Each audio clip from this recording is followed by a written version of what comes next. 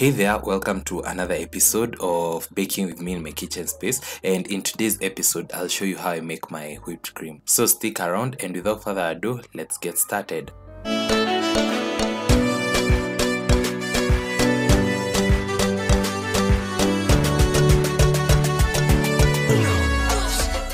So this is a very simple recipe and you only need two ingredients. You need the milk or water, and you also need your powdered whipped cream. So if at all you have some vanilla, you can feel free to add it so that you can at least give it some flavor. I'll start by adding my powdered whipped cream, and then I'm going to add some vanilla into the milk, but you can also use water, which is totally okay. But today I was feeling just a little bit fancy, so I decided to use some milk, but on a normal day I normally use water. Then I'm going to add my milk into my bowl, which has my powdered whipped cream. So let's talk about what you need to know while making this particular recipe. Your milk or water should be extremely cold. You should leave it in your fridge overnight, or you can also pop it in the freezer for a couple of minutes so that it can become extremely cold. Otherwise, things are not going to work out. So that is one thing that I highly recommend you to do, and do not skip out on that part. Secondly, your bowl should also be cold, and your bitters should also be cold. Then I'm going to whip this for about 3 to 5 minutes according to the instructions on the packaging. And for once, the instructions in the packaging are precise, and that's basically it. Our whipped cream at this particular point is ready.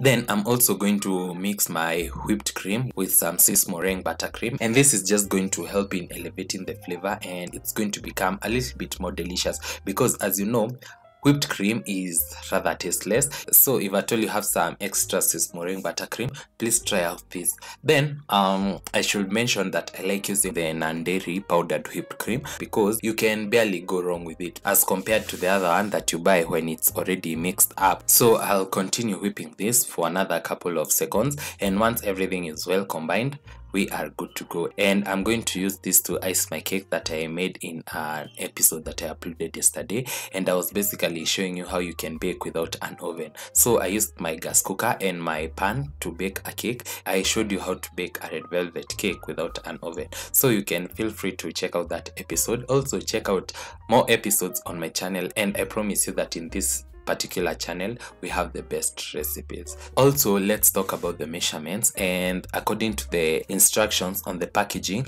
it says that you should use 500 grams of the powdered whipped cream and 1 liter of water or milk. So let me break down into layman's language and mention to you that powdered whipped cream, powdered sugar, and flour, they all measure the same, and for 1 cup of each it measures about 120 to 125 grams, and that basically means, when you do the math, that is about 4 cups. And as you all know, 1 cup is 250 ml of fluid. So this means that for the full packet of the powdered whipped cream, you use 4 cups of water, and as we've broken it down, we have 4 cups of powdered whipped cream and 4 cups of water. So this simply means you should add your powdered whipped cream to water in the ratio of 1:1, and that is the perfect ratio of how I mixed mine.